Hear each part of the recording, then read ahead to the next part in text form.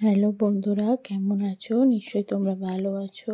তো আমি একদিন করেছিলাম একটা রেসিপি বলতে একটু জলখাবারে পাস্তা বানিয়েছিলাম। তো সেটা কিভাবে করি চলো দেখে নেওয়া যাক।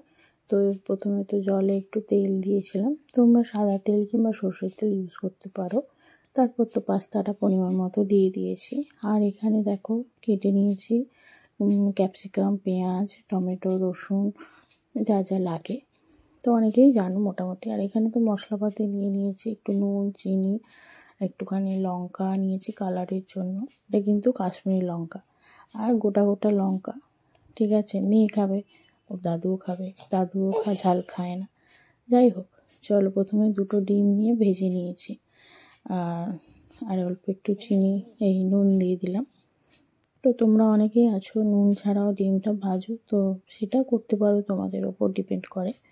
তো যাই হোক, তো আমি ডিমটা দেখো ঝুরঝুর করে ভেজে নিয়েছি। এই তেলে আর একটু তেল অ্যাড করে দেবো, দিয়ে রসুন থেতো করেছি। রসুন কিন্তু আমি কোচাইনি, রসুনগুলো ছাড়িয়ে একটু থেতো করে নিয়েছি, যাতে কি মুখে একটুখানি পড়লে ভালো লাগে পাস্তায়। যাই হোক, তো পাস্তাটা কিন্তু আমি আমার মতো করে বানিয়েছি। তো এরপর দিয়েছি ক্যাপসিকাম। তো এটা একটা মাঝারি সাইজের বড় একটা ক্যাপসিকাম কেটে নিয়েছি। আর তো ভিনিগার, সয়া সস তো লাগবেই, বুঝতেই পারছো।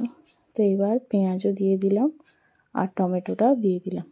তো আরও অনেক নিয়মভাবে পাস্তা বানানো যায়, আমি আমার পদ্ধতিটা দেখালাম।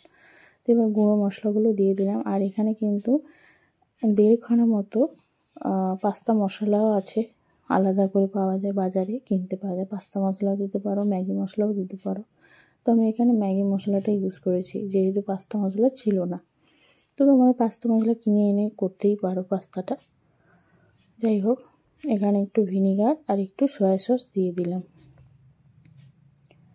তো যেহেতু এক হাতে ক্যামেরা, বুঝতেই পারছো, তাই এক হাত দিয়ে করতে হয়েছে। আর এখানে দেখো লঙ্কাগুলো তোমরা কুচিয়েই করবে, যেহেতু মেয়ে খায় বলে। আর দেখেছো কাশ্মীরি লঙ্কা গুঁড়োটা দিয়েছিলাম বলে একদম হালকা লালচে কালার হয়েছে।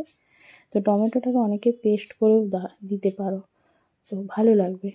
তো আমি একটু অন্যরকম এক্সপেরিমেন্ট করি মাঝে মাঝে, কখনো এইভাবে দিই, কখনো পেস্ট করে দিই।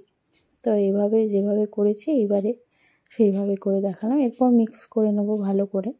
তবে কি বলতো, চাইনিজে একটু হালকা একটু চিনি দিলে খেতেও ভালো লাগে। চাউমিন করার সময় আমি কিন্তু চিনি দিই, নুন চিনি সেটা ব্যালেন্স করে দিতে হবে। যাই হোক, তো এবার ডিম ভুজি করে রেখেছিলাম সেটাও দিয়ে দিলাম,